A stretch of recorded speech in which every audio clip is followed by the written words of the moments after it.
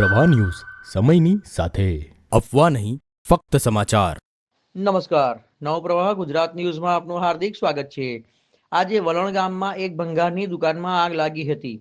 આગ એટલી ઝડપથી ફેલાઈ ગઈ કે આખા ગામમાં ફેલાઈ જવાનો ભય હતો। ફાયર બ્રિગેડની ટીમ સમયસર પહોંચી શકી નહીં, તેથી બાયોમાસ બેંક વલણની ટીમ તાત્કાલિક ઘટના સ્થળે પહોંચી ગઈ અને આગ ઓલવવાનું શરૂ કર્યું। થોડા સમય પછી ફાયર બ્રિગેડની ટીમ પણ આવી ગઈ અને સખત મહેનત પછી બંને ટીમોએ આગને કાબૂમાં લીધી। ગ્રામજનોએ અને વહીવટીતંત્રે બાયોમાસ બેંકની ટીમનો આભાર માન્યો।